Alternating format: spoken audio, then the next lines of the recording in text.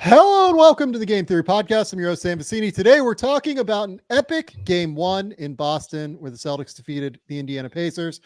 And then we're going to do some offseason previews. We're finally catching up. We're doing Thunder, Knicks, Kings, and Clippers today. But before then, let's hit the music.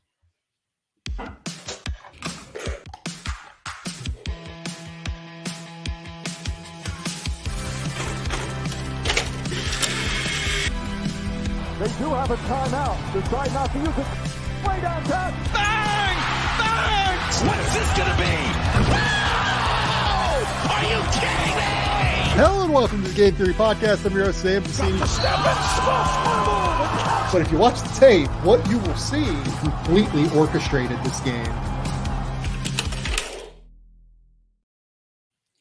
Bryce, what's going on, buddy? What's up, Sam? How are you doing, man? Basketball is the greatest sport there is. Sitting here on a random Tuesday in May, NBA playoffs, game one, Celtics Pacers, and we just get an insane overtime thriller where we have so many things to do. Fouling whenever you're up three late in the game, clutch buckets, defense, turnovers. I love it, man. And we have this platform to talk about it. So it's amazing. So yeah, there's a lot to talk about with this game. That's the biggest thing that just like stands out. There are so many different places that I think that we can go. The first place that I think I want to start is that this is an overtime game in Boston. Honestly, I kind of feel like the Pacers should have won this game, to be real with you. Yeah. If they could execute end of game strategies at the end of regulation, they probably do win this game, frankly.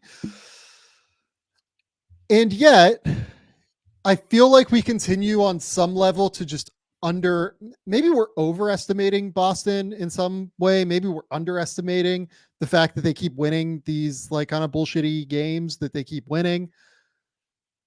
Where do you fall on that? Let's start with that. So throughout the playoffs, I feel like we have been a little bit too hesitant maybe to give Boston the credit it deserves for having won back-to-back series in 5 games. And now, having battled through a slog in game one, well, not really a slog. It was like an all offense show, but like having battled through a difficult contest to win game one. I mean, here's the thing, Sam. Who cares if they lose one game in every series? If the Boston Celtics win the NBA championship in 20 games, are any of us are going to care that they almost lost game one at home to the Pacers or lost game two at home to we won't care. 5 years from now, we'll talk about how they finally got over the hump after a NBA title run and lost to the Warriors, Eastern Conference Finals, and lost. And then they finally broke through that next year.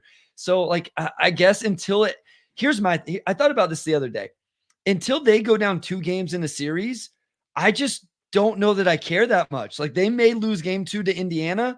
Unless they go to Indiana and then lose game 3 or game 4 or whatever, until they've lost 2 games in a series, because I just feel like this is a team that plays with their food a little bit. And we saw it tonight. I text you and I said, Sam, if Boston could just figure out they can't get up by 12 and coast because this Indiana team is too resilient, they have too much firepower. Until they do that, they're going to have to play these games. But yeah, in some regards, don't we have to give them a little bit of credit for closing it out? I mean, if we don't, then we're just shitting on the Pacers like they're not any good at all and don't deserve to be here. I think that's right. I think the Pacers definitely lost this I would agree with more that. maybe than Sure. Boston won it. But Boston took advantage of the opportunities late in the game. Correct.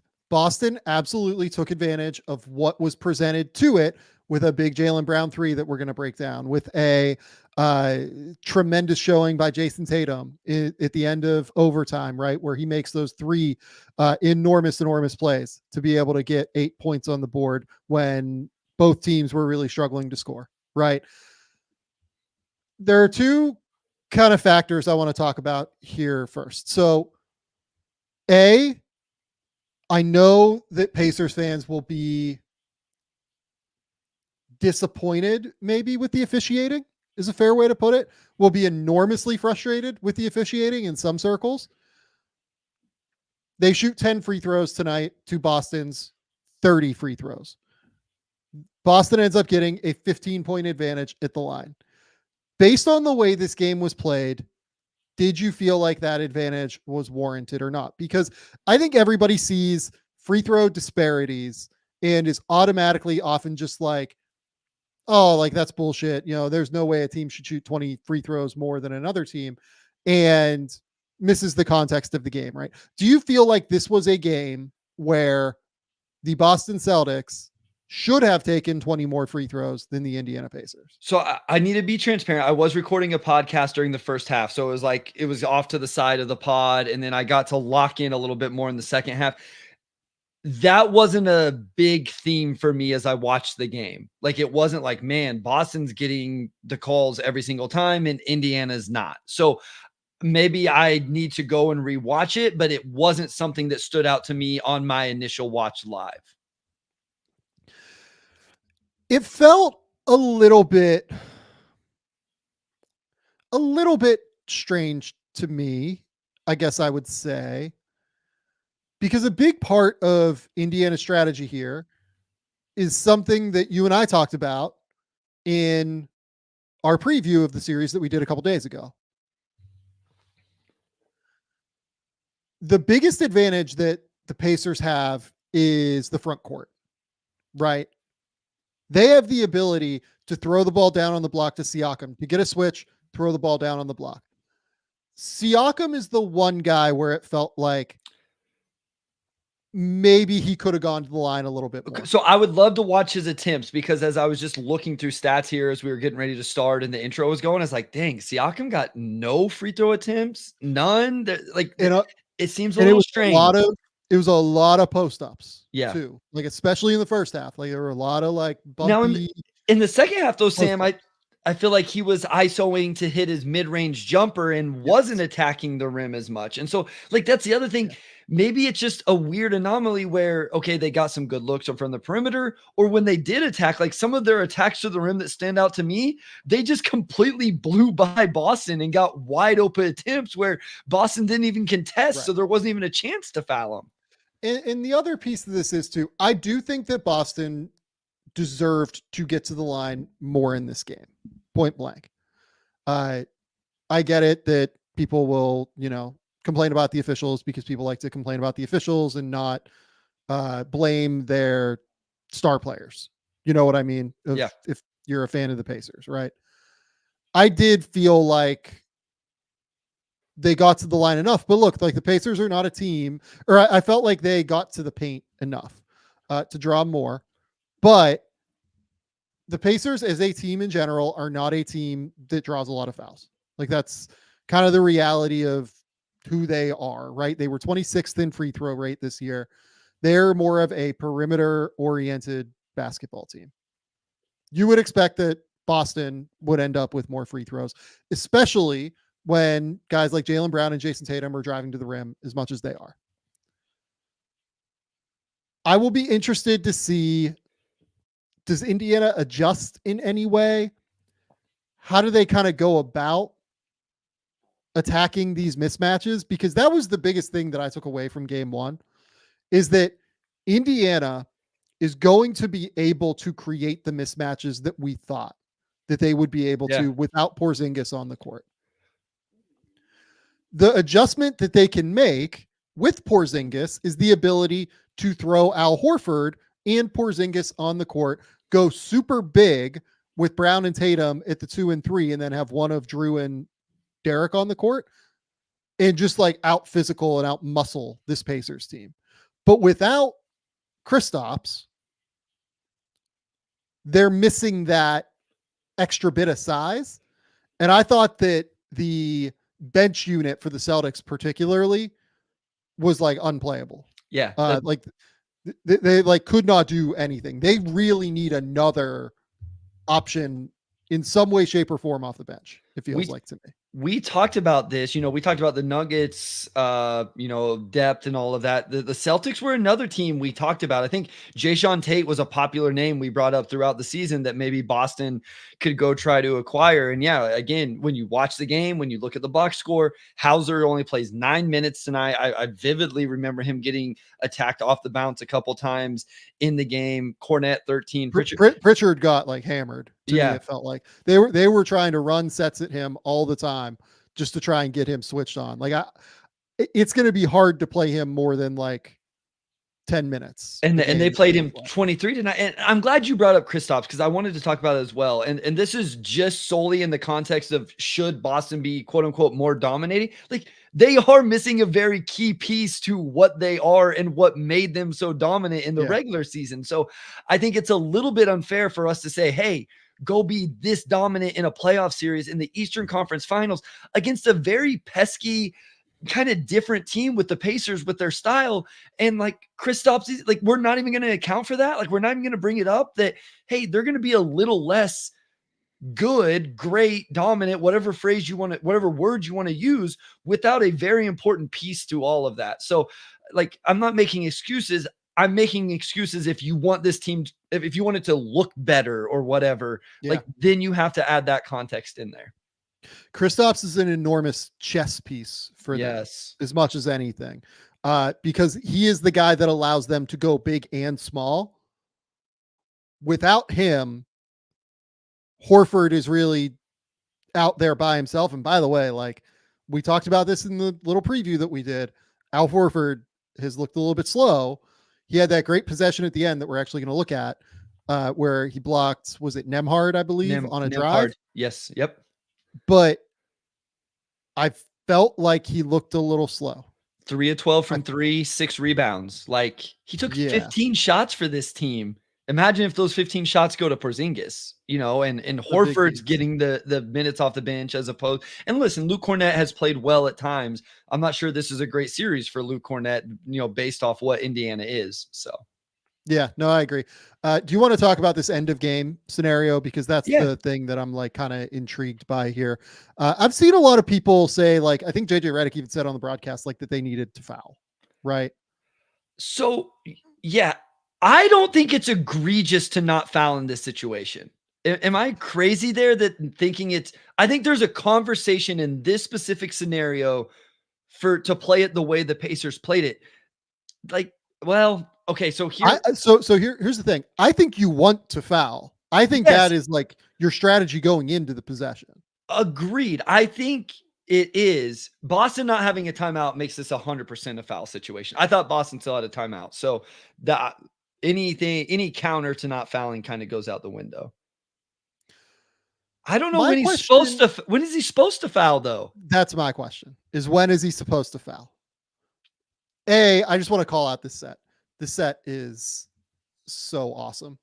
They basically ran like on both sides of the court here, trying to get loose the same kind of action where the corner man, or no, like a slightly different. No. The corner's gonna screen and then come off, then curl off. Yeah, it's just a very sick, like twirly kind of action. Yeah. So Brown is going to come off and screen, and then White is going to come off and screen. Yep. For Brown after. So it's like a screen the screener action on both sides. Basically, it's the same here with Tatum and Horford, where you're going to have Horford, it looks like, is coming around, and then he's going to twirl back behind Tatum, and Tatum is going to come around to the corner for 3. I love the like mirrored concept of this. Yeah. In the hope that it, gets one of these guys free. I particularly like running it on the side of the court where Jaylen Brown is on, because you have TJ McConnell on the court. And this is just a tough ask for him. This is just a really tough ask because, okay, let's say that you switch this, right? So if you switch this, Jaylen's going to be able to get shot up over the top of TJ. But that's where, if you're fouling from the start, I think you can switch. That would be my argument here. If your strategy is to foul, then it doesn't matter what the matchup is. You just need to be there on the catch so you can foul right away. And by not switching and making Pascal navigate this stuff, he's late, he's behind, and then I wouldn't foul if I was Pascal here either. Like, so I actually like this call. I think this is the right call. I think this is really the right call on your part. They need to you're right. They need to switch this. Yeah. Is ultimately what you have to do. it's hard to switch like this twirl action, particularly. It's not easy. It's screen the screener. Yeah. Like it's a difficult concept. But as soon as TJ sees this, he should go. or as soon as Pascal gets hit here, I think TJ has to go. I think you're right. I think TJ has to go to the corner and has to be right on top of Jalen. If he shoots over the top, whatever, but like be there to foul basically on the catch. And worst case is Derek White slips that screen on Siakam, but you're giving up 2 instead of 3, which is essentially what you're trying to do anyway if you foul. So I'm with you. I don't know where Pascal may be supposed to foul right here, but like that's not easy as he's closing out of position, kind of scrambling, sporadic here. This is As soon as Pascal puts his arm down here, Jalen's going up for the shot. Yeah. Yep. Like that's the thing. Once Jalen catches with this much space, you can't. I think you can't foul now because he's a threat to shoot it right away, right now. Yep. And then to your point, right here, he could just swipe through and go up. And now it's 3 free throws. Yeah. I think that once he has that much space, you can't foul. Yeah. What the sin of this play for the Pacers is not switching. You're think 100% so. Right. But I'm assuming they're not going to foul anyway, right? Because that's been Carlisle's strategy throughout the playoffs. So yeah, I disagree with it. I'll say that. Agreed. I just very strongly disagree with it. I think you have to foul there. Especially with Boston not having a timeout to where they could advance it. Because like the counter in this situation to not fouling, or like the situation that gets you B is you foul, they make both, you only make one, and then they have 4 or 5 seconds to advance the ball. They make a 3 and you lose in regulation. Them not having a timeout really limits the possibility of that happening. So if Boston had a timeout, I think I would want to have a conversation about the strategy of it. With Boston not having a timeout, 100% foul. And switch if you're going to foul. And switch if you're going to foul. I think it's very clear they weren't planning on fouling based on the fact that they didn't switch. Yeah. I think you're right there. I think I agree with that. Yeah. The other thing I want to talk about here is Jason Tatum. We came into this, we were assuming we were going to talk about Pascal Siakam. I thought Siakam had a real case to be the best player on the court for regulation. Yeah.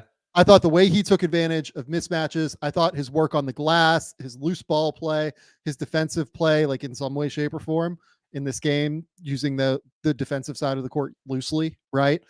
But I thought that he was the biggest problem to solve for a big piece of this game. In overtime, it felt like Tatum emerged into that bigger piece after he like Tatum was a mess. It felt like for the entire fourth quarter, but like the other piece of this is that Jason Tatum, if you look at the box score, goes for 36, 12, and 4 with 3 steals on 26 shots and has 8 in overtime. Any other situation, we're talking about this as being like this unbelievable performance, but for some reason, like people don't like to give Jason Tatum any credit. Why do we feel like, when did it become fashionable to not give Jason Tatum like credit? And look, again, I'm completely acknowledging was not great in the fourth quarter, was like pretty rough in the fourth quarter, but he was also like a plus 20 in this game. Like he was enormously impactful, like throughout the first 3 quarters, it felt like, especially in that like opening portion of the game where they jumped all over them. Like I thought Tatum was good outside of that fourth quarter, and then like brought it home in the overtime and deserves an immense amount of credit. Yeah, I mean, and he played 46 minutes as well. So he second most in the game, I believe. I know second most on the Celtics. So I don't know. Like I was going to, Twitter is amazing in these situations because he's just getting crushed in regulation. Whenever I think he missed a 3 in regulation, maybe the start of overtime as well. And then he comes back and he's getting all these huge buckets, and all of a sudden, the narrative changes, and 5 minutes of real time, not even just game time. So I think it's because he hasn't won. Like, is Tatum just at this point already in his career where he has to win a champ? And what's crazy is I think he has to be the finals MVP. Like, he has to win a championship and be the finals MVP for him to get kind of the credit and to get people off his back a little bit. Until that happens, I think people are gonna, go at him any chance they get if they feel like he shrinks in the biggest moment.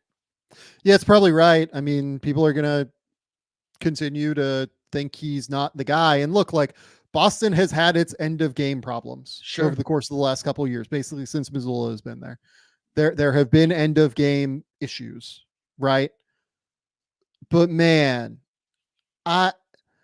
it's hard for me to look at his game holistically tonight and be like, this wasn't it. I thought, look, you go for 36, 12, and 4 in a Western or an Eastern Conference Finals game where you score 8 in overtime when your team is struggling to put any points on the board.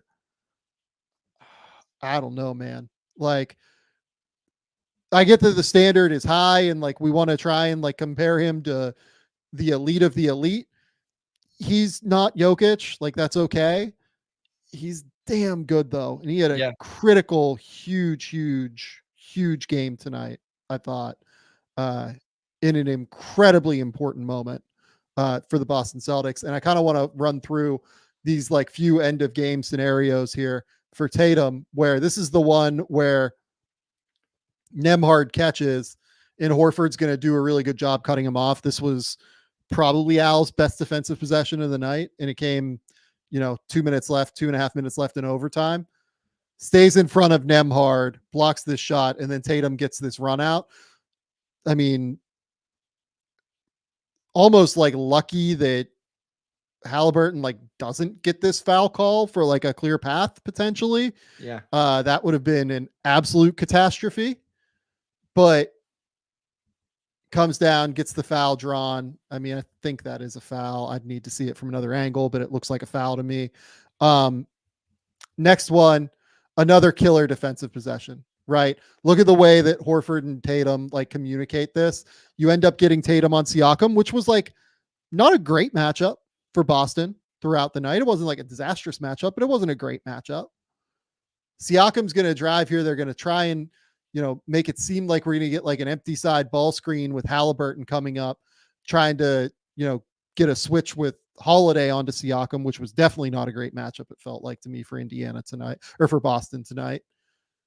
And then you've got this awesome work by Tatum here, just making it so that he holds up on this post up, right?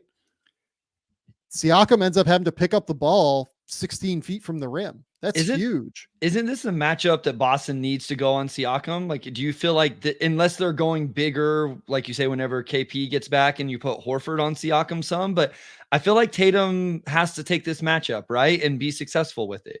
So to be honest with you, I kind of liked what they did on the Horford possession.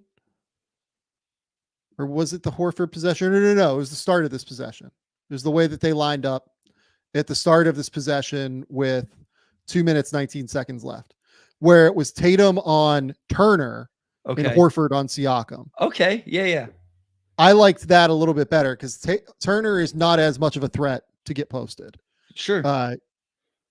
Is Siakam is. Yeah. This time they just have to switch because this is a really good screen here by Turner. So Tatum has to go out and guard him and just does a really good job holding up. Bumps him once, bumps him twice, holds up. And then you got this screen here. They play 2 on the ball and just look at Derek freaking White coming across this play. Look at Derek White on the back line here. The low man help. Just so active and engaged and just ready to be over there as soon as he sees what's coming. Reads it like a book. Awesome contest on Siakam. Rebound. Fantastic defensive possession again. And then this one is going to be Tatum. Yep. Posting Nembhard at 1:14 left in overtime. Nembhard kind of falls. You get the help from McConnell, coming over as a 6-foot guard, trying to play as the low man. Again, this is just like such an awesome the thing about Boston with the way that they space is that Missoula is very intentional. It's not like they run like a crazy amount of action. We just saw like that awesome like dual side twirl action to get the open shot at the end for Brown, but they're very intentional about who they have as the low man and who they have being that help side defender when you know you're going to enter this ball in from Tatum, right?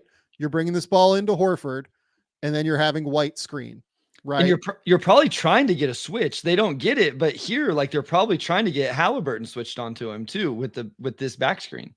I would venture that's probably correct. I would think that that's right. Like at the very least, like you don't mind it, right? You're not disappointed in that switch. Nembhard does a great job spinning off of it. Yeah. Like fantastic work. And then you just got Tatum going to work on the block, right? And, you know, you can say that he kind of hooks him here, right? Like he's got the arm around. He's kind of like moving him. But I don't know what to do with that. To your point, though, Sam, just think if somebody wasn't as detailed and you had Holiday and Jaylen Brown in different spots on the backside here, and Siakam's playing as the low man, which he's way better at than McConnell. And then you have McConnell playing 2 on the backside, which we know like he can just at least get there, be disruptive, hustle, whatever. But by having these 2 guys on the weak side in the spots they're in, it just doesn't make it possible for Indiana, and it puts McConnell in an impossible spot. It's just very intentional spacing. And that's what Missoula probably doesn't get enough credit for. They're very intentional in how they set up things like this for Tatum. Really, really good work. Tatum ends up making this layup here. Next, you got Derek White just bringing the ball up the court with 55 seconds left. This is the most important shot of the game, right? And again, same thing as last time. A White Tatum action, right? Last time it was off the ball to get Tatum isolated on the block. This time it's an on ball. And the way that they guard this is interesting to me. They decide with Halliburton to go over. Yeah. When it's God knows how many feet from the rim. Yeah. Right? Yeah, very interesting. We're 40 feet from the rim. To me, I think you have to go under this. I agree. And that Nembhard's able to play it a little bit lower and not have to stay for as long. That's right. Nembhard is just like backpedaling. He understands that, you know, he has to stay somewhat attached to Tatum. Yeah. But like, this is why guys that are like 6'4", like Andrew is, it's just hard to play and drop. Yeah. Like the angles don't work, right? Like it's why it was hard for Montrezl Harrell to play and drop. And he was like 6'6" with a 7'2" wingspan. The angles just don't work as well. Real quick, circumstances. Look who's in the dunker spot. Drew Holiday, which means who's protecting the rim for the Pacers? Not Miles Turner, not Pascal Siakam, TJ McConnell. So you put Tyrese Halliburton in a ball screen and you have TJ McConnell trying to protect the rim. That's right. That's absolutely right. Yeah. And ends up being that, you know, you end up with 2 on the ball and Tatum just cans this thing. Yeah. It's just very sharp. It's very intentional. I love the way that Boston went about this end of game situation here. These last 3 possessions with Tatum and their defensive game, I thought it was super good. There's a team that had been there before versus a team in Indiana that, you know, is on the road and is still trying to figure it out. Right. Also, how about Derek White? He like pill switched off a ball screen and then they hit the short roll and then the short roll threw the lob to the dunker spot on the baseline. And Derek White just recovers all the way to the baseline and tips it away from Obi Toppin. Like it was just an insane defensive play from Derek White. And shout out Drew Holiday. I feel like Drew Holiday is the forgotten player on this team at times. And I've loved kind of just what he brings them defensively all year. And then tonight he goes for 28 on 16 shots, 7 rebounds, 8 assists, 3 steals. He did have 4 turnovers, but just a huge night from Drew Holiday as well. Yep. I think that's absolutely right. The last thing I want to talk about here is just like Indiana made this a tight game. Like this is an overtime game. Sure. We probably haven't given them quite enough flowers since we've been talking about this. Indiana did a great job. I think that the biggest thing that stood out to me is something you pointed out in our text messages. They are so fast getting up and down the court against this team right now that they're constantly creating cross match situations. Yes, 100%. Right. They're constantly finding these different mismatches, and that ability to get up and down the court. Like there was one play from, Siakam where maybe I'll pull it up while we're talking, but like he off of a made basket. They get Siakam the ball. I think it was, I swear to God, with like 21 seconds left on the shot clock, and he's already like on the block, like trying to attack. It was absolutely ridiculous how quickly they got the ball up the court to be able to like get into this primary like action that they wanted to run very clearly. Yeah. Well, so yeah. I found it. Yeah, like they get up so quick, like you said, there's the cross matches. And then I think it's just the pace and the speed in which they actually run their actions. There was a stretch there in the third or fourth quarter where they were just running simple like ghosts and exchanges and stuff like that. And Boston was getting confused because they weren't actually setting any screens, but it was happening so fast. They thought they were going to switch. They didn't think they were going to switch. The communication wasn't fast enough, and it was creating really good looks. So it's a different kind of pace and speed than what NBA defenses are used to. Yeah. And, this is the exact example, right? So like you can see Nembhard, this is off of a made shot, right? Nembhard grabs it up to Halliburton, up to Siakam. We're at 20 seconds left on the shot clock, empty side, nobody there, mismatch in space for Derek White, right? On Siakam, nobody there to help really. And then look at Turner, right? Turner understands, okay, my guy is Luke Cornett. He's going to help. I need to do a little exchange here at the top with Halliburton. Pushes him away. And it just becomes a post up in a bucket. Like that's just so fast. It's so hard to guard that. Can you go back to the beginning too? Because I'm pretty sure Hallie had his eyes up before the ball ever. Yeah, look at Halliburton. Like he's already right now. He's looking up the floor trying to figure out like who's matching with who's getting out. What can I do? And as soon as he catches this, like Nembhard's an important point out by you as well. Like he's like, I know I got to get the ball in quick, but Halliburton's gonna get this touch and immediately go. Yep, that's right. I love that you pointed out that quick look up the court, right? Yeah. Just that quick glance. And that's the stuff that Halliburton just does super, super well, right? Sees already, he's counting numbers, he's counting players. Do we have an edge? Do we have an odd man? And he goes, right? Because he knows Holiday's coming to the middle of the floor to guard him. Like at the beginning of that, it looks like, oh, Holiday's kind of over there by Pascal, but he knows Holiday's going to match with him. And so Siakam's going to be able to get the catch over the top. Yep, that's right. It's 100% right. I love it. Any other quick thoughts here on Indiana? Because Indiana, I think, played a really great basketball game.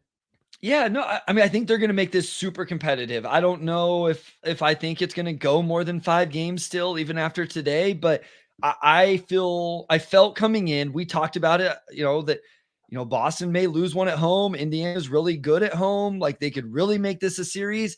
I don't know that I believe that's what's going to happen, Sam, but I think Indiana's going to make every game interesting. Like they're going to compete. They're going to run.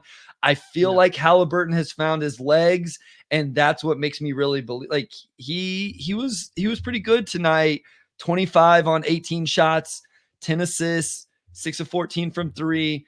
He has a chance to have some big games. We saw him do it in the Garden. So I think they're going to make this series really fun, even though I think Boston still ultimately wins it and maybe in somewhat quote unquote short fashion in 5 games.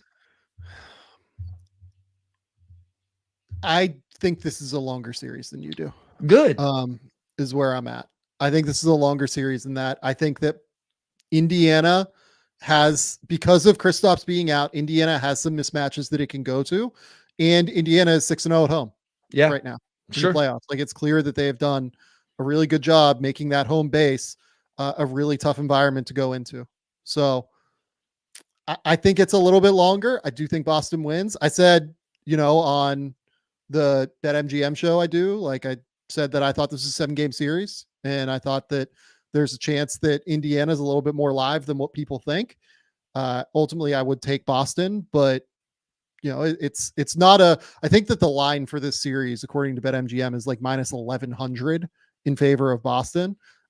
I think Indiana is more live than like plus 700, I guess, is where I'm at. I don't know what you're talking about. Basically like 7-1. You would get if you picked Indiana. What's the Western Conference? I need a reference. Like it's basically like if you bet the Mavs, you win 1.4 to 1. Okay, so like insanely, it's multiple times more in favor of Boston than the Mavs. Okay, yeah, it's like 5 times is likely. I understand like single game betting line, like especially in the NFL. Like I can understand if someone says they're like a 10-point favorite, I realize that means like that team is really like expected to win or something. I've never paid enough attention to it in NBA. I don't bet. I like money too much to lose it. Oh, sorry, bet MGM. That hopefully I don't get kicked off the podcast now. We do enjoy betting on this show. Come sponsor the show, please. Any sports book, we're all for it. Speaking of sponsors, though, while we were sweating those Game 7s last week, we told you about our new sponsor, Mando. It's a whole body deodorant for your pits, packages, and feed. That was only 72 hours ago, and my Mando is still killing bacteria that creates body odor. In case you missed the last episode, which hit that notification bell so you get notified immediately when we publish new episodes. Got to do it. It's really valuable. But look, we've all been there, right? Maybe you're in a meeting, you're going on a date after work, you're just going out and about, whatever. No one has time to worry about their smell all day long. Mando is the whole body deodorant that's got you covered from your pits all the way down to your feet. Mando is clinically proven to block odor all day and keep controlling odor for a full 72 hours. What does that mean for you? It means your whole body is fresh and odor free from one shower to the next. Instead of masking bad body odors with loads of cologne, Mando blocks the odor before it even exists. Their starter pack is a game changer. It includes stick deodorant, a cleansing bar, cream, body wash, disposable wipes. I'm a big fan of the stick deodorant. I thought it was super valuable just to take to the gym, leave it in the car, and just be able to use it right when I get out. Mando sent me the Mount Fuji scent, and not only did I rid the paranoia of body odor, it was a great smell. I was a big fan of it. You can get $5 off of your starter pack, which is over 40% off, with our exclusive code Game Theory. That's GAMETHEORY at shopmando.com. They even have a stink-free guarantee. They'll gladly refund your order within 60 days of purchase if you're unsatisfied. Again, it's 40% off the starter pack with our exclusive code Game Theory. Head to shopmando. That's shopmando.com. Go support the sponsors, baby. Come on, help us out here. All right, Bryce. We are going to do some off-season previews now. Let's do it. It's been a minute. Who do you want to start with? We have 4. What are our options? Thunder, Knicks, Clippers, Kings. Clippers. Let's get that one out of the way. Okay, so Clippers is a little bit easier, in my opinion. The Clippers offseason is basically contingent upon 2 things. Does Paul George resign? Does James Harden resign? Yep. I've heard more that like, and this does not come from like inside info, but it feels like just from like the outside looking in based on the reporting, it feels like Harden is probably going to go back there, right? Like I haven't heard anybody like trying to get James Harden. I haven't heard any like, sure. Yeah. Whatever about that. Paul George, it feels like, is hitting free agency. The reporting is like a little bit mixed in terms of like, are they offering him a max? Like how many years are they offering for him? Like it feels like a more interesting conversation potentially. And there are teams like Philadelphia, for instance, that could desperately use Paul George. So yeah. This is what just do we where we're think at. here? Like, what do we think? Yeah. Like Paul George is the key guy. Is this coming down to the years? Like I'm confused on this because Kawhi signed his. It seemed like they were going to line all of these guys up. And is this Paul just like, hey, I want another year on mine? I want a little bit more. I mean, Paul's actually a year older than Kawhi. So this is very interesting to me. Ultimately, I feel like both of these guys end up staying in LA because it seems like that's where they both want to be. But yeah, like every day that passes, we don't get something. The closer we get to free agency, the more rumors we hear, the more I start to buy it a little bit. Do the Clippers, like, I feel like the Clippers have to give him eventually what he wants, right? Like, they can't afford to just let him walk. I don't think they have any leverage here unless Yeah. it's a sign and trade. And the problem with that is that the Sixers, for instance, don't have to do that. Yeah. Like, there's no real reason for them to go about that right now. They could, not sign and trade for Paul George and continue to just go down the road of building their roster out in free agency. Now, like, one way that they could theoretically do it is that they could stay over, like, if the Sixers wanted Paul George, right? They could theoretically stay over the cap, I believe, by executing like some crazy complicated sign and trade with the Clippers. But the problem is that, like, the Clippers, I believe, are not able to execute sign and trades where they take players back because they're over the second apron. Over the second. So, like, the end result of all of this to me is just like the Clippers have no leverage here. They just have to give Paul George what he wants. Yeah. And I get it that, like, you might not want to pay Paul George 3 years, $150 million. But I think you have to pay Paul George 3 years, $150 million. And by the way, I thought Paul George was freaking awesome this year and was worthy of a max contract. I get it that, like, maybe the organization feels a little bit stale because Kawhi and Paul have been there for 4 years now, haven't won anything yet. It's been tough. I kind of think you've run out of options here. Like, you don't have another choice. This is the corner you've put yourself in a lot of ways. I agree 100%. Whenever you gave Kawhi the extension, you put yourself in that corner even more. And here's the thing, like, I don't know that I disagree with that corner, especially considering the new arena they're about to open next year. You don't want to go full rebuild this offseason when you're about to open a brand new arena that you put all this money into. So I don't blame them for going down this path. I don't love them being in a situation where they could be paying, 2 years from now, that would be, 3 years from now, that'd be 36-year-old, 37-year-old. And where's James Harden? How old is James? 37, 38-year-old. Like, those three guys are going to be upper 30s 2-3 years from now. But again, what else are they going to do? I don't see the path. And so what are the Clippers play right now, Sam? Like, do they think they have enough leverage to keep an extra year off the table? Why are they trying to play hardball here? I don't understand. That's a little bit of what I'm struggling with too. When Paul George and Kawhi Leonard were on the court together this year, they played 1,600 minutes. Do you know what their net rating was? Plus 12. They were plus 12.4. when Paul George and Kawhi Leonard were out there. The problem was when anybody else was out there. When Paul George was out there without Kawhi, it was plus 2.5. When Kawhi was out there without Paul George, it was minus 1.6.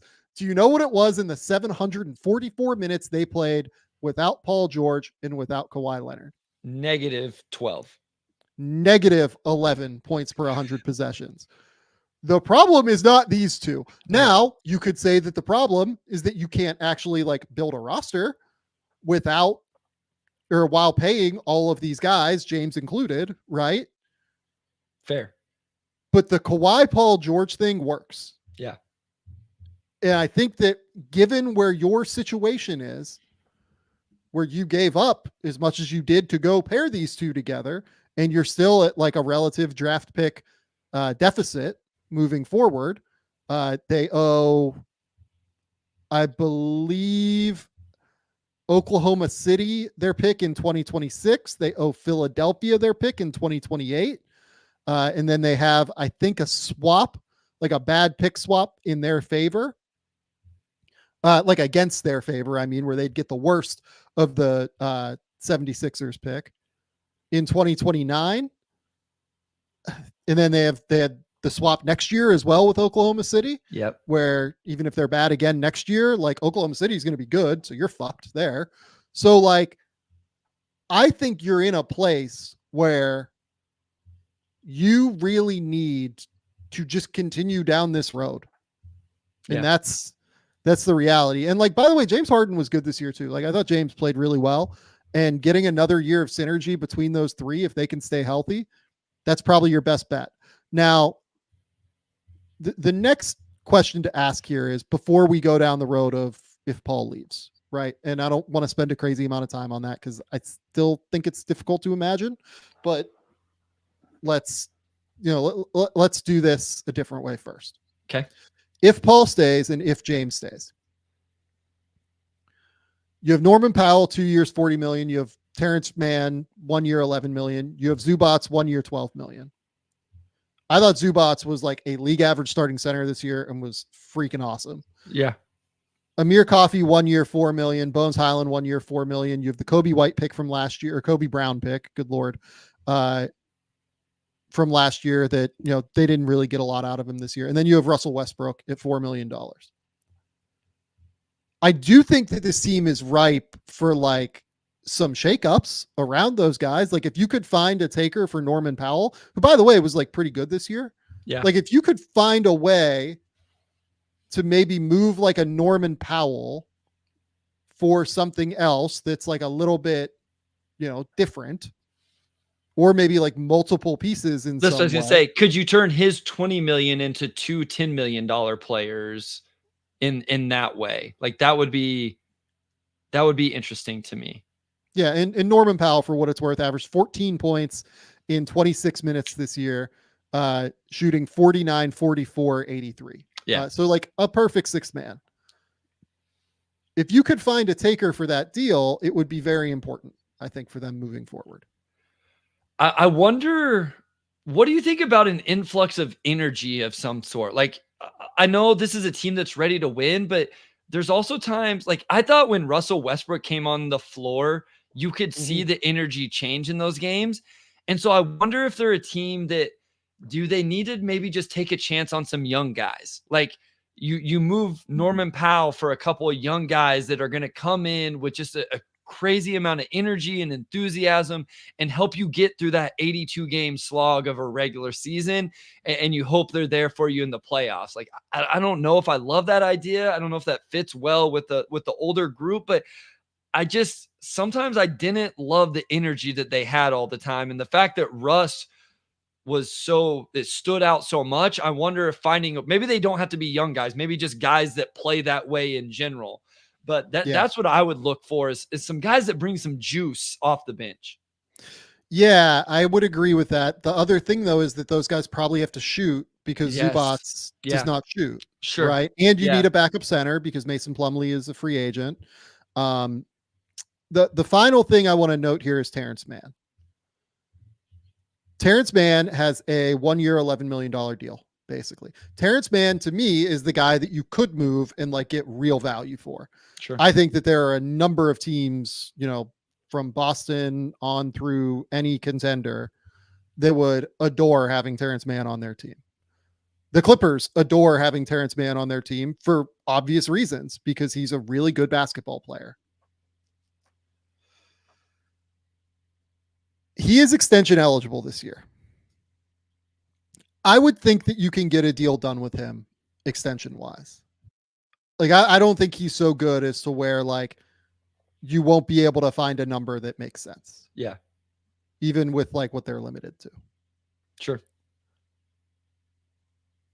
If he doesn't agree to that extension, I actually do wonder if you look to move him, because if you lose him like next offseason somehow, you are like really actually in a lot of trouble.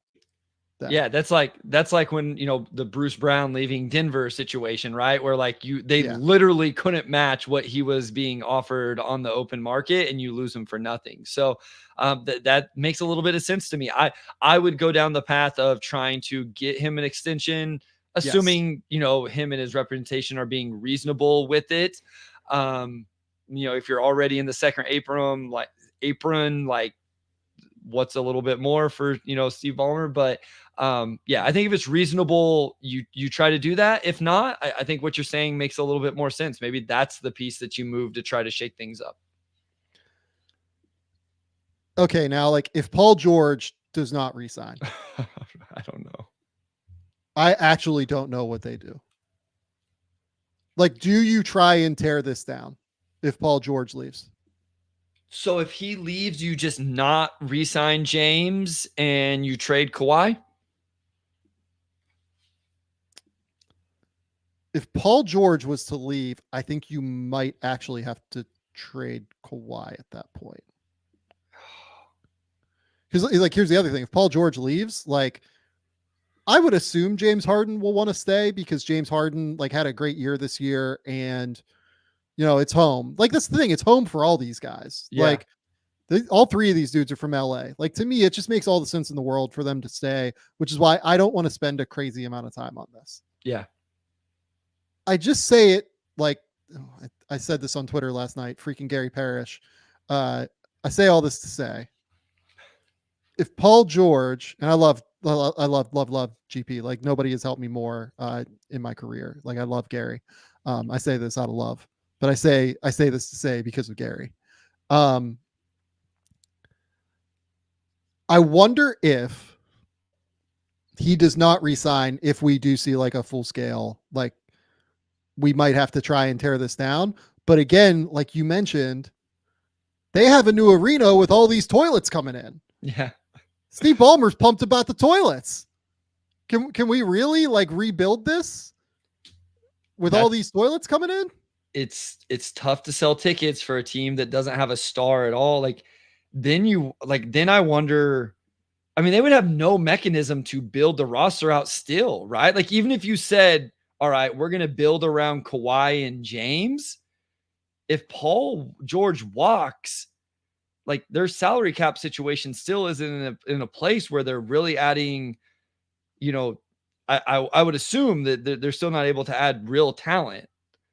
I don't know how far that gets. I think if that was to happen, what the move would be is to basically do like a gap year where you have Kawhi signed, James signed. Yep.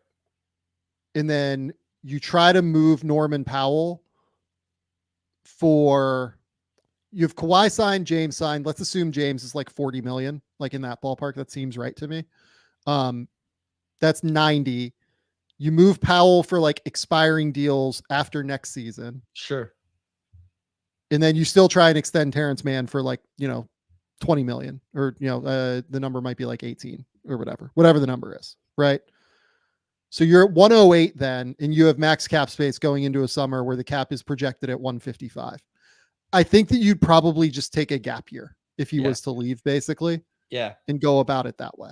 I agree with that, I think, because you look at their 2025, 26 books, and if you don't add Paul George to this and you feel like you could move Kawhi or James, or they're part of it after that, and then you make your play there. So I think they have to do that because of the arena. Like, you have to sell tickets, and I would assume that Kawhi and James would still sell tickets enough to keep you happy, where if you move off from those guys and it's all young guys and future draft picks, like, that's not putting butts in the seats. So, or on the toilets that apparently are incredible. Hey man, these toilets are real. I tried to find the clip of Steve Ballmer yelling toilets. It's truly like an all-time like best clips in basketball. Steve Ballmer in a hard hat yelling toilets. My guy's pumped. Okay. I'm sure Clippers fans will want to hear like who we think they should chase, like in free agency. I mean, like it's tricky. Like, you're obviously looking at like minimum scale guys, right? Like, you're not out here hunting at the top of the free agency market. I mean, look, like Russell Westbrook, like they have to figure out what's going to happen with Russ. Yeah. Right. There's a player Like, option, right? Player option of $4 million. Does he stay? Does he go? We'll see what that looks like. I mean, like a guy for them, I don't know what Precious Achua is going to get in free agency, but like, I like that idea for them as like an energy big that you kind of referenced, right? That would be like an interesting, smart move for them. Beyond that, you're kind of looking at, veterans that are minimums, right? Like, it's like I don't know if Josh Okogie like declines his player option. That was the name that I literally just scrolled by that jumped out at least a little bit.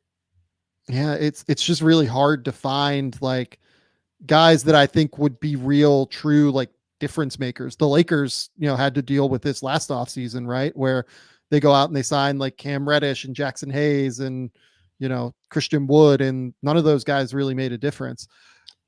The Suns just tried it too and it didn't work. Like it's really hard to find these guys. It's really, really freaking hard to go out and find. Like Oubre's the guy players for the Sixers, right? That worked out. Yeah. Like Kessler Edwards is a name that I like. Like I think he has a chance to be like a decent, like 3-and-D, particularly defensive wing. Xavier Tillman. But I think Xavier is probably going to get like a little bit more money than what they're going to be able to offer. And again, like if you lose Paul George, we're assuming they keep Paul George in this circumstance, I guess. But like it becomes pretty tricky and difficult. And then you're on like the Spencer Dinwiddie, like vets, right? Goga Batadze, I think would be like a really good backup like center that fits perfectly with Ivica Zubac. But those are the kind of names I think we're talking about. Yeah, I agree. Okay.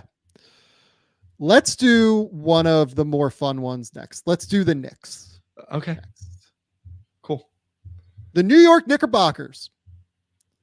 They have Jalen Brunson, Julius Randle, Josh Hart, Dante DiVincenzo, all under contract. They have OG Anunoby, who is a player option that will certainly be declined. They have Bojan Bogdanovic with a $2 million guarantee on a $19 million deal that we're assuming gets declined, right?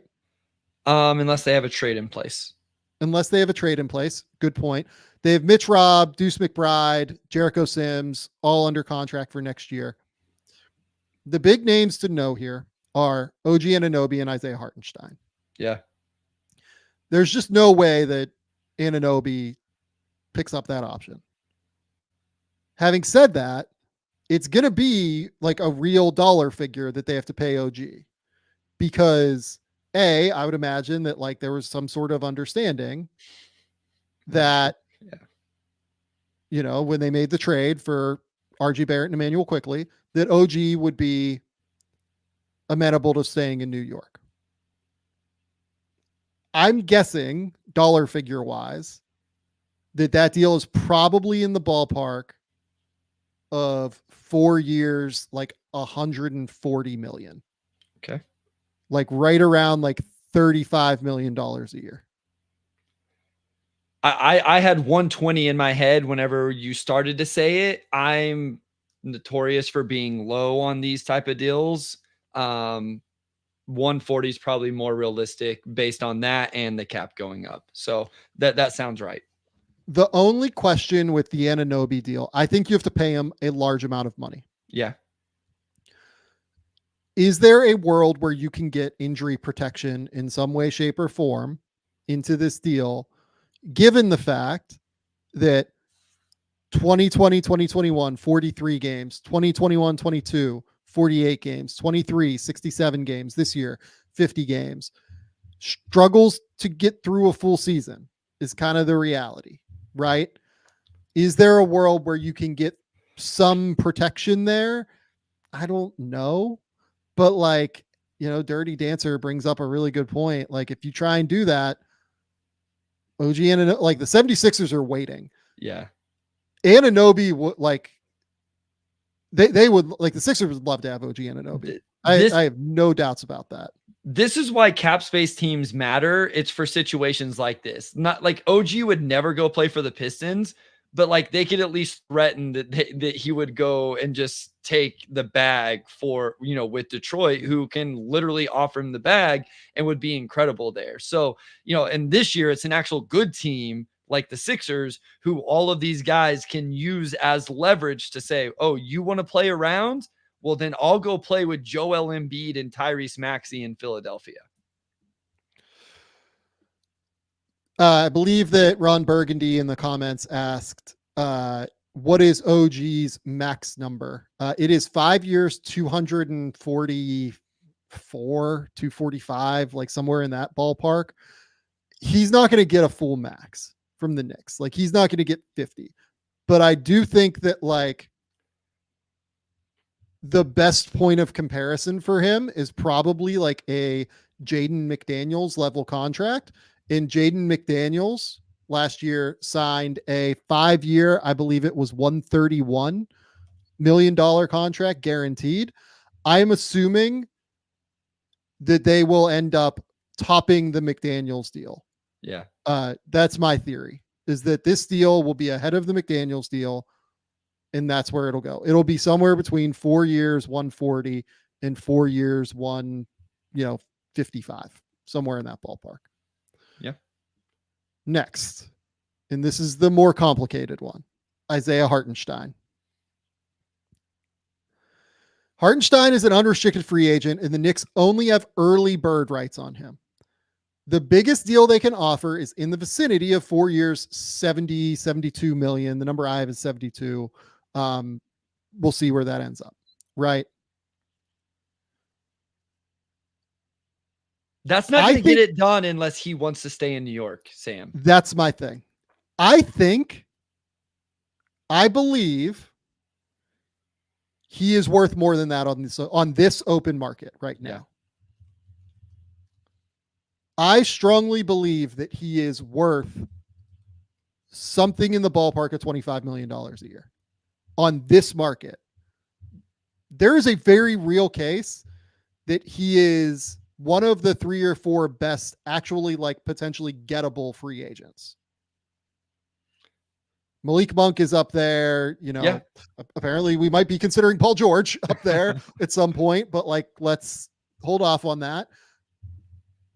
It feels like to me that for him to stay in New York, one of two things has to happen.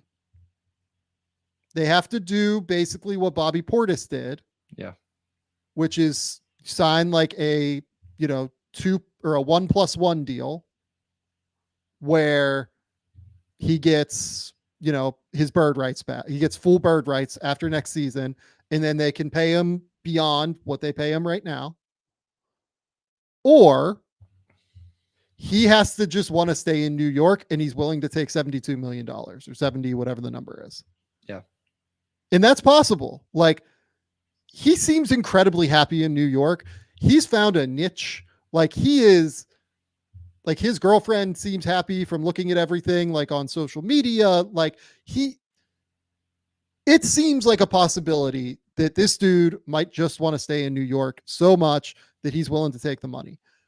I think that if he hit the open market and really wanted to, 400 is like not out of the ballpark for him. Right. So here's the caveat. Just going off Spotrac, projected practical cap space, and this stuff can change, and I get that. Is playing for $25 million in Detroit better than playing for 18 in New York? No. I don't think Philly. Sorry, I have to close out Spotrac. The thing came on.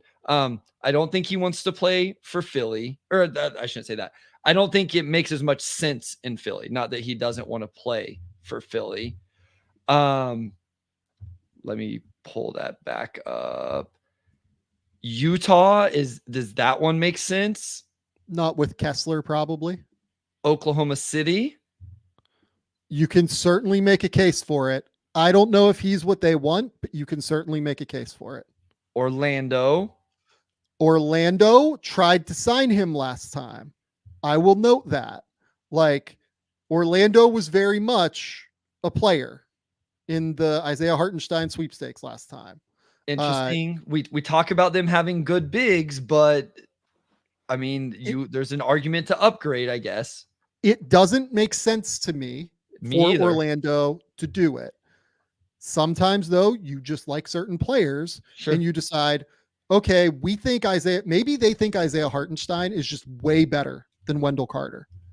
But Wendell Carter is on this incredible deal. That's what I'm saying. You can then move Wendell Carter for what you need in the backcourt and the scoring that you need, right? That's what I was going to say is like Wendell Carter is on an insanely good contract that is very tradable. Like, I don't think they would have to put him on the market for very long to get some takers.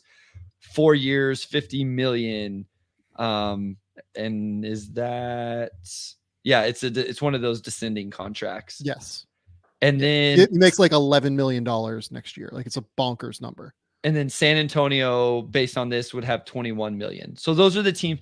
Like, I just looked at this and I'm like, okay, how many of these teams? San Antonio's not gonna do that. Yeah. So you're talking, you go play for the 14-win Pistons, who can probably, would probably offer him the most money. Thunder would be interesting to me, and Orlando. Those are the three other options. Bryce, cap space is fungible, man. No, you're right. You're right. Cap space is so it's a figment of our imagination, right? Like, you can get to whatever number you want to get to in theory. Like, so Houston theoretically right now is 27 million over the cap. Yep. Right. They can be an under the cap team if Isaiah Hartenstein wants to go there. Like, they can decline all of that Jock Lawndale, Jeff Green, money. They can move Steven Adams into space somewhere if they would want. Sure. Like, Steven Adams on a 1 year, $11 million deal, like, that'd be movable pretty easily. Like, they could get into the sweepstakes if they really truly wanted to. I think. I agree. I just look at some of these teams, like they're 27, Toronto's 30, then like even Memphis is at 45. Like, not only do you have to get rid of that 45, then you have to get 25 under. And then at that point, is Hartenstein worth all of the mechanisms you have to do to get to 25 under to pay him that? Like, now you're having to use the room MLE instead of the non-tax MLE and the things that come along with that. So I agree with you. Is he the level of free agent where you move all of these things around to bring him in? Now, if he's the missing piece, if he's the final piece, if Houston thinks what he brings with his passing, his defense, like he would make sense, then maybe so. But I look at that and I wonder, like, again, like, I would rather play in New York for 18 than go play for Detroit for 25 if I'm Isaiah Hartenstein. So for next year, yes. And that's ultimately like the thing that he could do. He could decide to take a bet on it, right? He could decide to like punt and say, hey, I'm willing to bet on myself and that you're going to pay me $25 million a year next season after I make 18 this year or whatever, 17 this year, whatever the number is. He could do that. And that would be the option that makes it better than Detroit, but it's not in that case, 400 versus 470, or it's not 1 year 17 versus 1 year 25 from Detroit. It's $30 million over the course of 4 years. Sure. If you're doing it with New York, and that's a lot of money because it continues to compound over and over again. Yeah. The other team would be like, could Memphis find a way to do this? I don't actually think that they can, because they're going to get a little bit too expensive.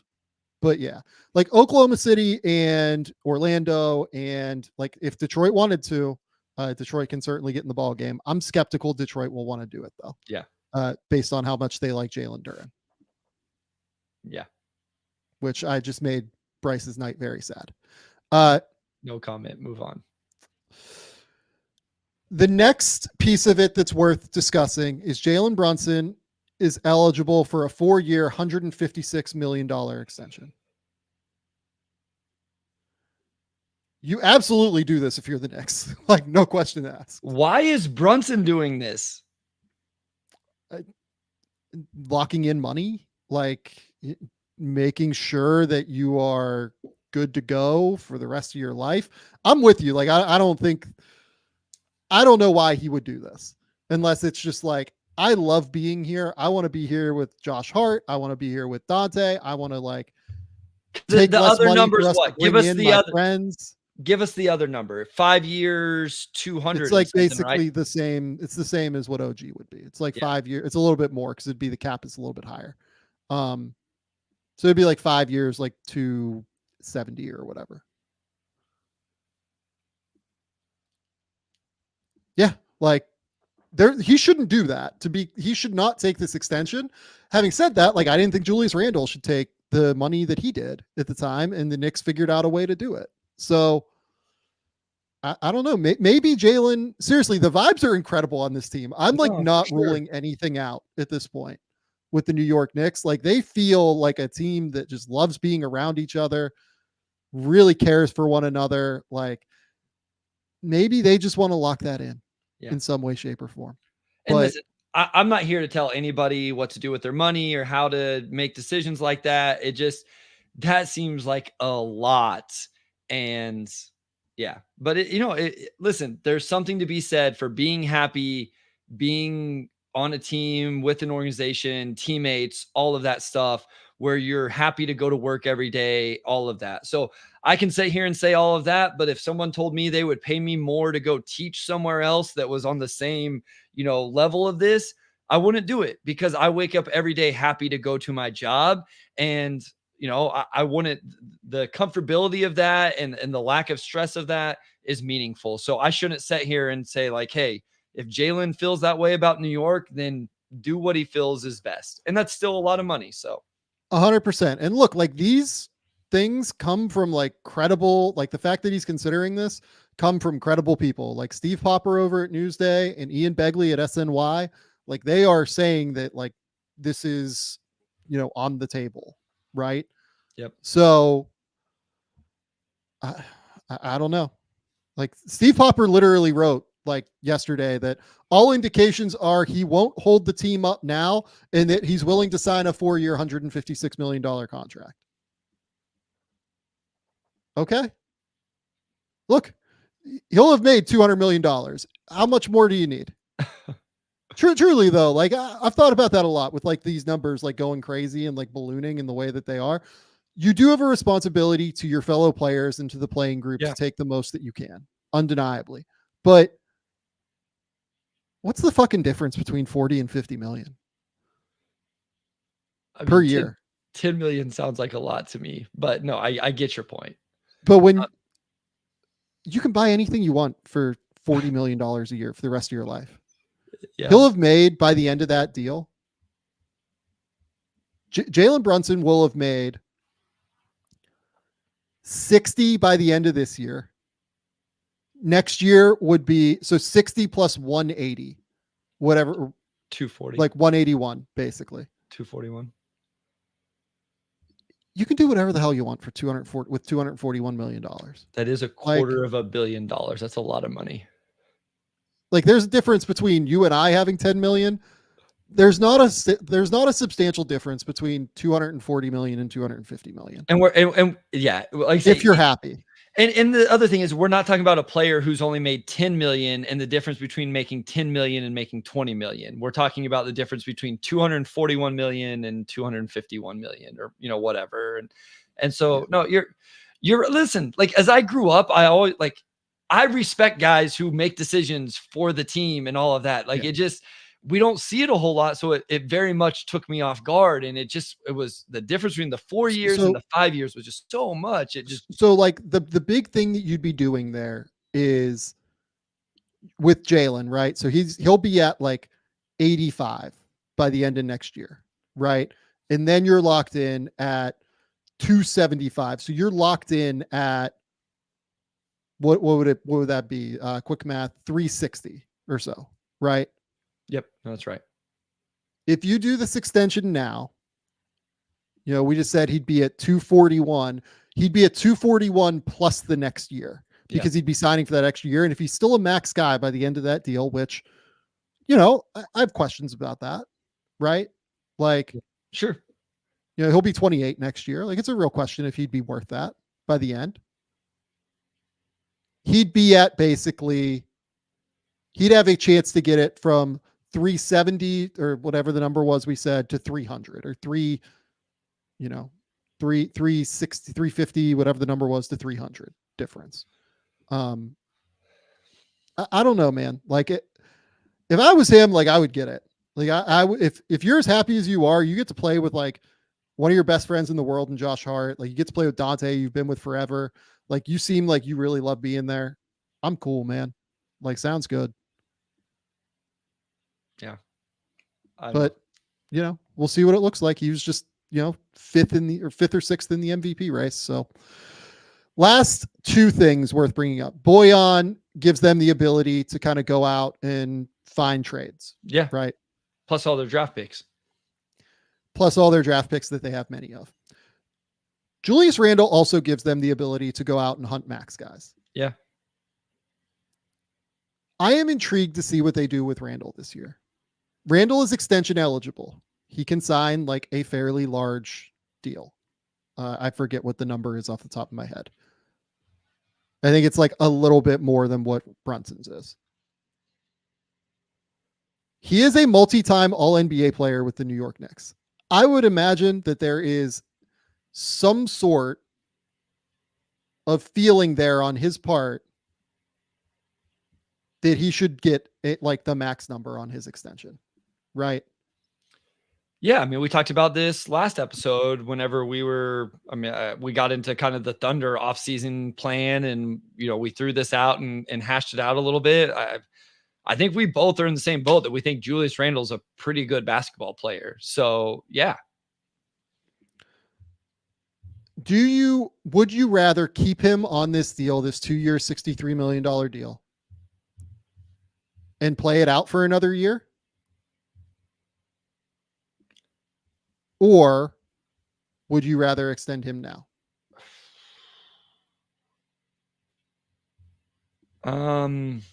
Or would you rather trade him? Third option's on the table. Yeah, I think I would be looking at the trade thing with Randle, because while I understand why he would think he deserves that money, he is 30, coming off a year where he only played 46 games. He has been very healthy leading up to this, in fairness to him. Yep. So take that into account. An extension, I'm paying him into mid 30s. I don't know if I want to play the just don't do anything though, right? Because that's a player option on the end of that deal. Like I can't just let him walk. I think you either have to extend him and then figure it out at the deadline, or just trade him now and let his new team figure out the extension. Yeah. I am generally, I think, in the mode of, if you find a star trade, especially, you move him. Yeah. Who are the stars that are available, right? Like who could you go find that makes sense for Julius Randle? Like, I think that's a very real up in the air question, right? Yeah. Like what stars are actually going to be on the market this year? Like I'm assuming Devin Booker is not, I'm assuming Kevin Durant is not. Is there a world where like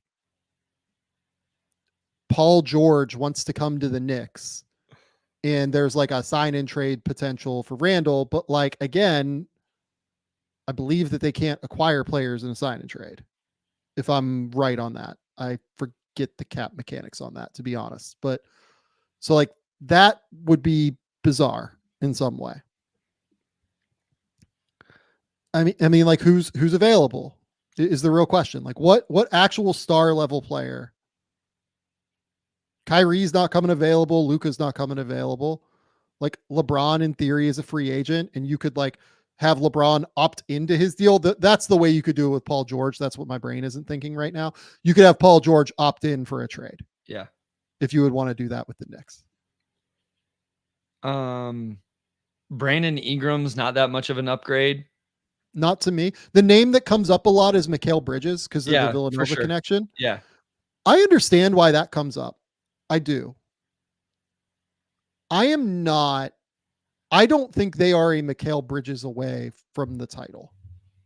I think they are like a Donovan Mitchell. Like if Donovan Mitchell comes available, great. Let's do that. But I think that they're more than Mikal away still. I brought this up the other day also, Sam, when we talked about him. You kind of need somebody to replace those minutes at the 4, though, no? Like, you don't want OG having to play. I don't. Like, you don't want to go like Jalen and Dante in the backcourt and then Josh and OG as your front court with Hartenstein or Mitch Rob or whatever exclusively. Like, I think you need a little bit more of a physical 4 to take up those minutes also. So I do think my only point here being, if you trade Julius, you got to find some sort of guy to fill some of those minutes if the star player isn't kind of that ilk and body. Yeah, I think that's fair. I don't know what the star trade is. Like, the Paul George one is actually really interesting to me. I think Paul George would make them a title contender. Agreed. And if he doesn't want to stay with the Clippers, and this is where Julius Randle like is actually like useful in a trade for somebody, is hey, like we're going to build around Kawhi, Julius Randle, James Harden, and we're going to get additional assets for Paul George in a Randle deal. Right. And I would assume if PG just opts in, Randle and Boyan essentially gets you to the money, right? Yeah, that gets you to the money. Yeah, yeah. Randle and Boyan would be there. And then you add whatever draft capital it takes. So the Clippers are bringing in Randle around Kawhi and James Harden. Yeah. You get future picks. You could get this year's picks if the Clippers wanted to do that. So, Yep. If there is a deal out there, Donovan Mitchell makes sense to me. I think Paul George makes sense to me. Ron Burgundy asks about DeMar DeRozan. DeMar does not make sense to me for them. What about like DeJounte Murray? That doesn't. DeJounte Murray doesn't really do it for me. Yeah, for them. I would want like a real top 15, top 20 guy in the league is where I was at. And I think Paul George is still that for what it's worth. So like if Boston loses the next 4 and goes out in 5, Jaylen Brown? I don't think Boston would trade Jaylen Brown to the Knicks. That's not based on intel. That's just like me guessing that wouldn't be a reality. Lauri Markkanen, someone brought up. I thought about him earlier, but I'm just like, they would have to way overpay, don't you think? Like, where are we at on Lowry in terms of their top 25 guy in the league? But I think they're going to renegotiate and extend it. Yeah. Okay. I think they're renegotiating and extending on him. So yeah, like guys that are actually available. To me, it's like George and Mitchell, go for it. Look, if you can get Mikal Bridges for a lower price than what I'm assuming it's going to cost, because I'm assuming that like Memphis, if I was Memphis, I would pay a crazy amount for Mikal Bridges. So like, given what it would likely cost, I probably would not do Mikal Bridges. Yeah. And like Dirty Dancer brings up Giannis. Like, I don't think Giannis is going to ask out, and Giannis just signed his like crazy extension number. So there's just like no way that that's a thing. But I would be paying attention to the Bucks and like kind of see what's going on there a little bit. Yeah. Last thing, like Boyan, we'll see where it goes. Precious, I think you probably kind of let Precious go if you keep Hartenstein. If not, he's good insurance. Yeah. Agreed. NBA draft number 24 and number 25 plus number 38, if I remember correctly. 38. Guys that I like for them: Tyler Kolek, Zach Edey. Who else? I don't think he's a Tibbs guy, but Tyler Smith is a name we always talk about at that spot. I've seen some folks push Tyler Smith, like Knicks fans that like I think are pretty smart with the draft, that like Tyler Smith. I don't think Tyler Smith is a Tibbs guy at all, to be honest. Yeah. But he makes sense. Like I think what he theoretically does, I guess practically does offensively, add something there. I would be nervous that he ever gets on the floor for Tibbs. Yeah, I would agree with that. I mean, in I their would actually, range, like, you're talking about a lot of agree. these young wings, and like again, is there going to be any time for those guys to develop? I think that's why we continue to bring up the Kolick and Edie guys. Yeah. So Like Tristan Da Silva doesn't get there. agreed.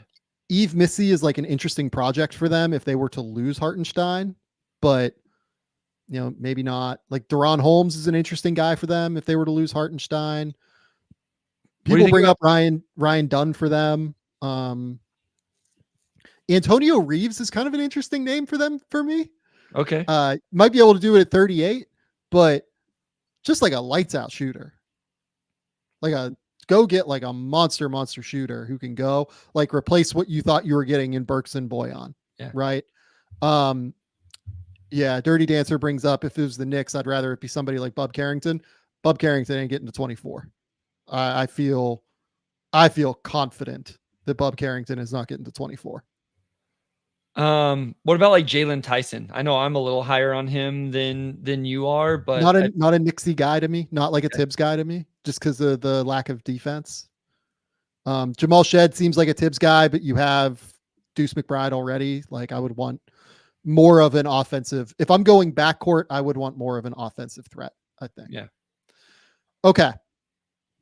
I have 25 minutes until I have to hop off. Okay. Let's do Thunder and save the Kings for next episode. Okay. The Oklahoma City Thunder. This is actually not as complicated as what I thought it was going to be in terms of conversation, because they really only have like a couple of things here, right?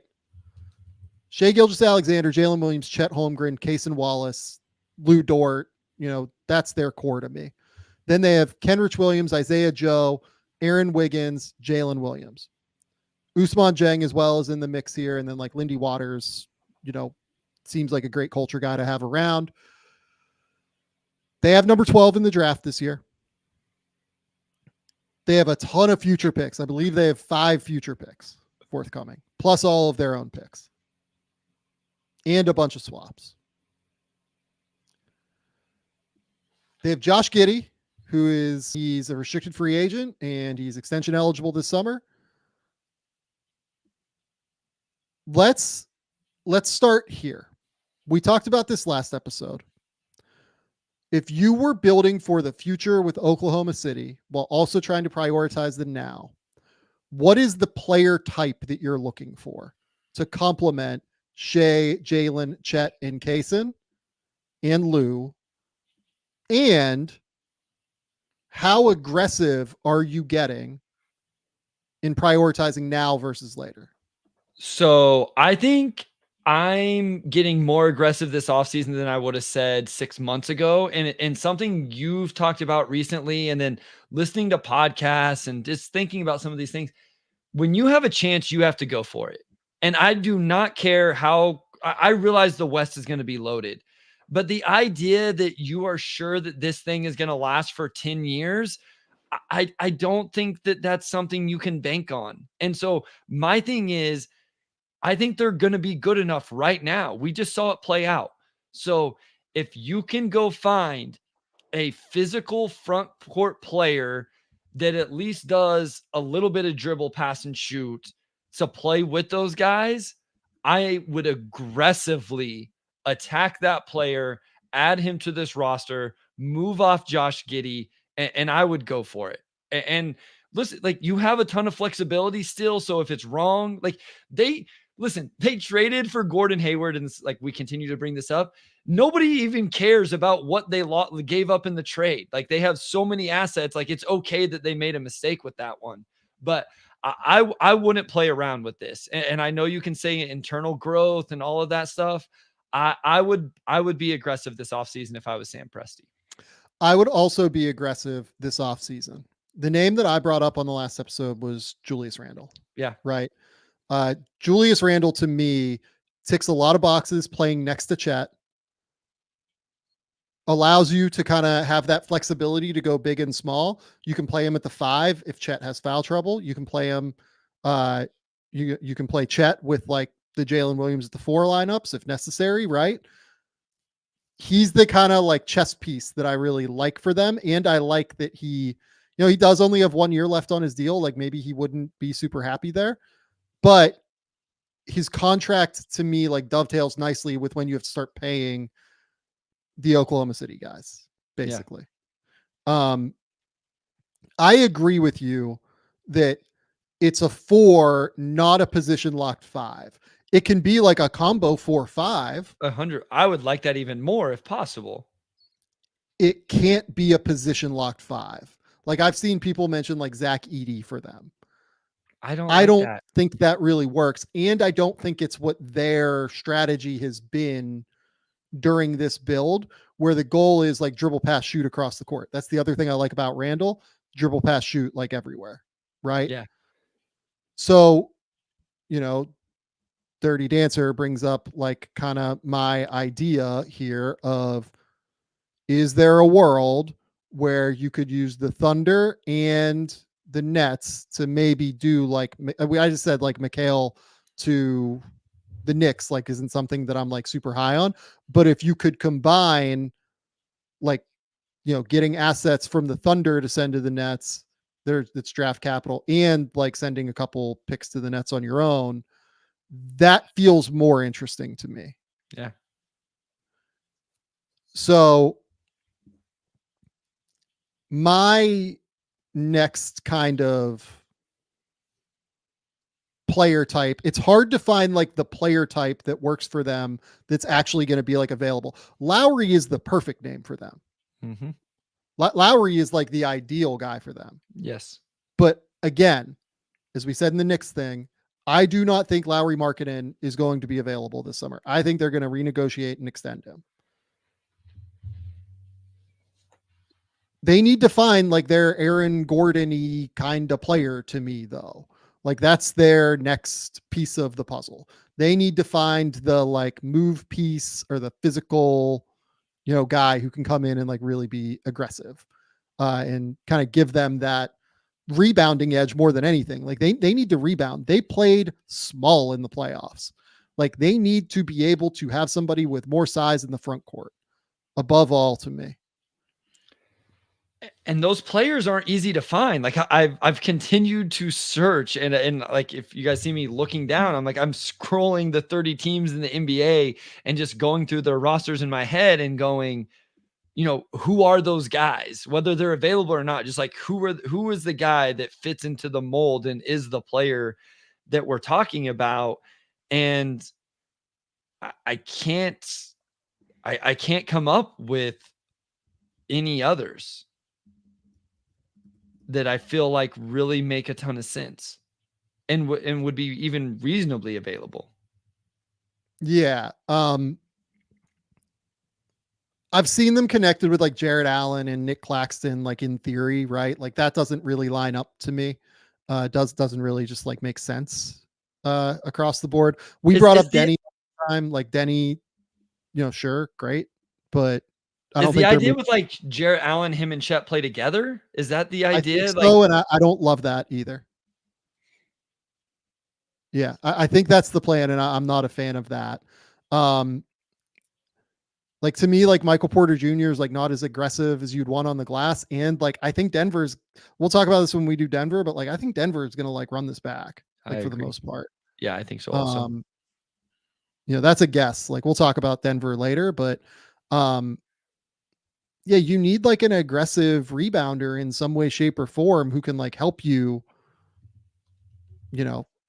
compete on the glass and like be physical and strong. And like, I just don't know that like Nick Claxton doesn't line up for me playing next to Chet. Like he just doesn't. And Randall's like kind of the perfect, guy to tick the box for me, I guess. Yeah, I don't know. Like I said, it's not a.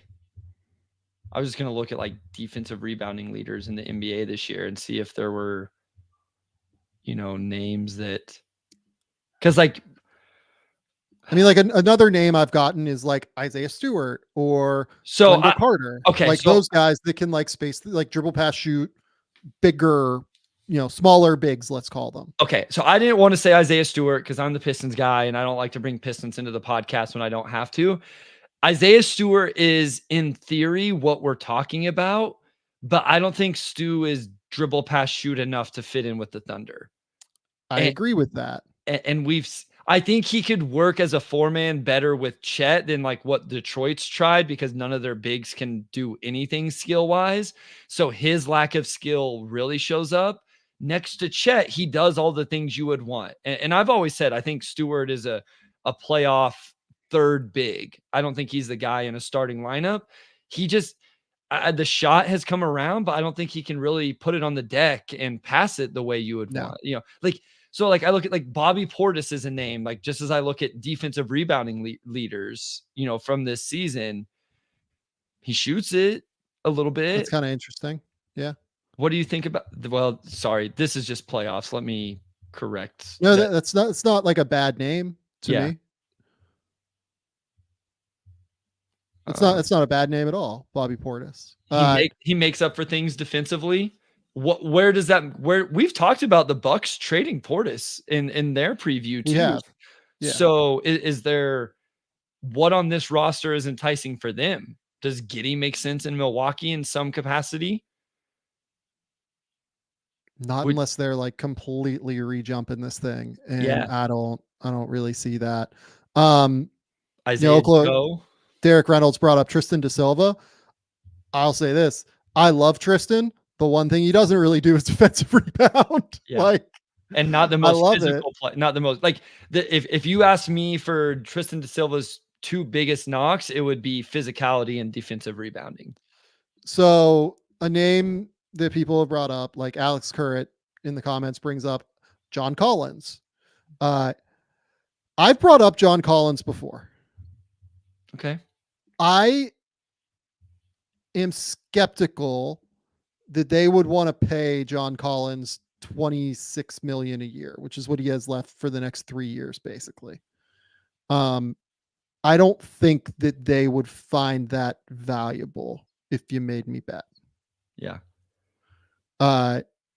Given that they still have like all that money in that third year that they're gonna have to pay Chet and Jalen and Shea, I think the third year would probably be a tough one for somebody like John Collins at that price point. Okay, let me throw out this name. I think you're gonna say no, but I'm just looking at defensive. Kyle Kuzma. More interesting than what you would think, but like in like aggressive on the glass for sure. Dribble, pass, shoot for sure. Switchable. Does Kyle Kuzma do what PJ Washington just did for Dallas if he goes to Oklahoma City? I mean, like it was different in LA, but was valuable as like a player on a title team in LA. Like, does he? It was more as like a sixth man, but like it was, he was able to do some of that and was switchable. The question is like, is he willing to come in and take a step back from what he's been? Sure. Like, because Jalen is better than he is. Shea is certainly better than he is. Chet is better. Like, is he willing to be the fourth guy? I don't know the answer to that. Yeah. People brought up Tari Eason. Like Tari Eason is a great name to me. Like it's like kind of the ideal name in a lot of ways to me. Yeah. I just don't think that Houston is like, I think they could offer Houston like 3 first rounders and they'd be like, no. I mean, that's the thing with OKC, right? Is like, when we're talking about being aggressive, they just throw something silly at a team to get the guy they want if they can pinpoint them. And you hope that you can just way over, quote unquote, overpay. But for them, it doesn't even matter because they have so many of these picks. Yeah. And you know, Jabari Smith's another guy, you know, Billy in the comments brings that up. Like Jabari to me is not movable. Jeremy Sohan. Look, like they have 4 and 8. If they picked guys at 4 and 8 that they thought didn't fit with Sohan, but did fit with Victor, I might be willing to hear that out. I might be willing to hear out like a weird Giddey and stuff for Sohan deal. right? Like something strange like that. The next speaking of Giddey, right? Yeah, like Minnesota, like obviously has Nas Reed and They're Rudy not going to trade Gobert and him Towns. I think they run it back after after this. what has happened this year, I agree even with with that. their weird ownership situation. Let's talk about Giddey, because I think Giddey is like really the other shoe to drop here. If I am them, I am moving Josh Giddey this summer. I agree. It has nothing to do with like what, all the stuff that came, that was social media reported about him this year. It's just not a great basketball fit. Yeah. It's just not. He is an on-ball player that has been surpassed by Shea and Jalen, and like needs to find a place where he can have the ball in his hands. And it's just not going to happen in Oklahoma City. Where he is really valuable is when he has the ball in his hands and can take advantage of his vision and his height and his passing and playmaking ability. He needs to find an answer as like a finisher around the basket beyond that little floater. And like, I would love to see him shoot. But I am still like I think Josh Giddey can be a valuable player in the NBA playoffs. To me, it's probably something in the value of like a late first round pick.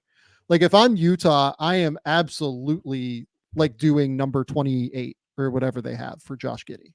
Right. Yeah. No, Utah makes sense. Yeah, I'm with you. Like, I know I'm sure I specifically come off as a Josh Giddey hater. Like I went on a Oklahoma City podcast and they asked me for a bold take. And I said that there would be a playoff game where Giddey didn't play any minutes. And we didn't quite get to that, but we did eventually see him get taken out of the starting lineup and Isaiah Joe inserted.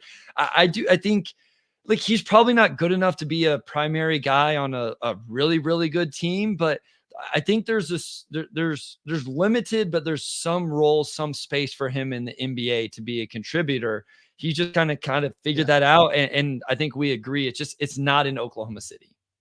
Yeah. Like to me, it's, people bring up Washington, like Dirty Dancer brings up Washington for Giddey. That makes sense because Will Dawkins, played a big role in drafting Josh Giddey in Oklahoma City. Certainly they could use a long-term answer at point guard if they don't use it. Use this top 2 pick at point, which it doesn't seem like they're going to. But they have 27 in this draft as well. Like that's the thing. Like Utah and Washington, like to me, they could give up those late picks to Oklahoma City. And if Oklahoma City could find a way to like forward it along to to get something else, like that's the kind of deal that lines up to me for Josh. I like Josh in Washington. I think that would be interesting. And I think Washington could use somebody like that, just a table setter that they could put some real interesting lineups out there with all like the size they have on the, like put him and Bilal and Kisper and Denny and you saw, I know I'm getting too many players. And if you draft like Alex Sarr or something like that, you can go super big. You can do like a lot of different creative things. I'm not saying that team, like, listen, we're not saying that team gets it's not like, a good team. No, but let's just say like people are going to act like we're saying they're a play-in. We're not saying that. It's just, I would watch that a little bit. I'd be intrigued by like that. That would be a starting point. You start to build it out, flesh it out and figure things out. And then like if you're Utah and you're building around like Keontae George and you have Colin Sexton on the roster, Giddey's like kind of a nice compliment to both of those guys in the backcourt. I think, right? So, as a table setter, playmaker, and letting Keontae especially kind of do what he does best, which is score. Yeah. So that ticks a box for me in a big way. Andrew Farnsworth asks about Brandon Ingram. Absolutely not here for me. That'd be too much like ball stopping, mid-range gunnery kind of thing. The other, 2 things to hit on before we leave with Oklahoma City. 3 things. First, Isaiah Joe, Aaron Wiggins, Jalen Williams. All of 3 of these guys are extension eligible right now. I would try to do an extension with all of them. Sure. It's just what is the number? Like if I could get Joe and Wiggins for under 10, like I'm probably in on it.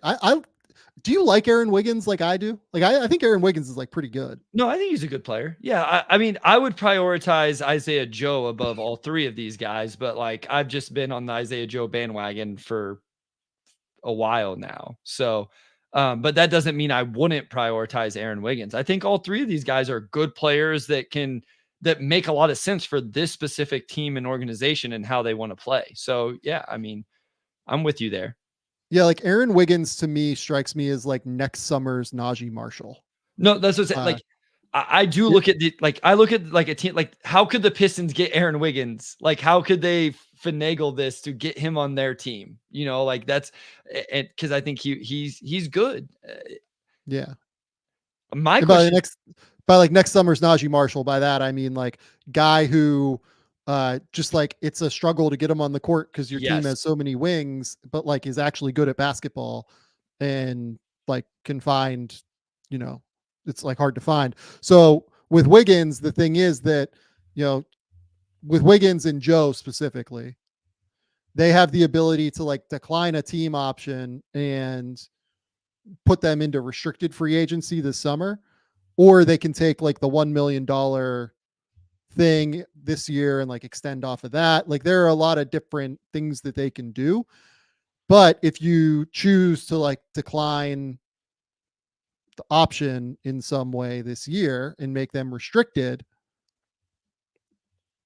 you're not losing cap space this summer necessarily because their cap hold would be like relatively similar, but you are losing flexibility for the future in some way where you probably would need to like have a free agent locked in that you feel really good about, I think. yeah. Yeah, and if I'm those two guys, I'm trying, and if I'm their representation, I'm trying to find a way to get to unrestricted free agency. Like trying to take that path to go get paid because I think both of those guys would get some pretty good contracts on the open market. Yeah, like to me, the question is like, can you extend? And both these guys, I don't know about Joe, but I think particularly Aaron Wiggins. Like Aaron Wiggins, if you did like this year at 2 and then you extended off of that like 2 years 20 million or something, where you just get him locked in on money, right? Yeah. That feels like a reasonable deal. Or maybe you do it where it's spread out, like you say, like, look, we have $20 million set aside for you. You can take a little bit extra this year. We're willing to give you, 777 in order to reduce the cap hit into the future. Yeah. Or we can do the 2 million this year and then 10 the next 2 years, if you think it's more valuable that way, depending on what you'd want. That feels like the more tenable move. With Aaron Wiggins or with Isaiah Joe, I wonder if like he is just such a real shooter and is so valuable that like he might not be able to sign like a real, like a low below market extension number. Yeah. I think I'm on the same page with that. Yeah, with Wiggins, you try to lock something in like that. I think Joe's going to get real money. But again, I will readily admit I'm as high as anybody on Isaiah Joe. Yeah, like even Wiggins, you could do like we have 25 set aside for you. We'll do like 9 and 9, or instead of 2 13 13. Yeah, or whatever it is. I like that a lot more for Aaron Wiggins than the bigger jump. I kind of like spreading it out over 3. I think I do too. But it'd be big, you'd have to really believe in Wiggins. And I do. Like, I think Wiggins can play. And it probably also depends on who you think you're going to keep, who you're going to bring in. Because like you said, you don't want to give him that contract if he's not going to play. Like if you don't think that he's going to be able to get minutes, if you're going to keep all these other guard wings and you're going to bring one in and you're going to draft one or, whatever, then that plays into this calculation also. Yep. Yeah, Isaiah Joe, I just wonder, there's probably a deal to be done there. It just might be, a little bit more than what you would hope. Cap space, any names that make sense for them off the top of your head, free agency wise? No, I'll have to pull the list back up. Like Malik Monk, Isaiah Hartenstein, we kind of talked about within the Knicks section. Yeah. But like, not for me. I wouldn't want the position locked 5 if I was them. I would want like a more flexible 4-5 kind of guy. Like, listen, I love Malik Monk, but I'm not sure that's necessary. Yeah, like I'm assuming, Malik Monk doesn't make sense for me. Like I'm assuming Siakam is re-signing in Indiana. Like that makes way more sense to me than him hitting free agency. I mean, look, like if they loved Pat Williams or something crazy, I was just about to say him as I'm scrolling here. Like that's the first name that's jumped off as I've gone through things. that doesn't feel great to me, but whatever. Like the last name here, and I would be pretty stunned if they would go down this road. Like Miles Bridges is a good rebounder, dribble, pass, shoot, like 4-man as an athlete that you can run with and fit. It's just not like I'm not signing Miles Bridges if I'm another organization. Given the way Oklahoma City is operated, I would be surprised to see them sign him. What about Obi Toppin? That's an interesting name for sure. I think Obi's been pretty valuable. Obi would fit really well with Chet, actually. Obi's actually a pretty cool name for them. Yeah.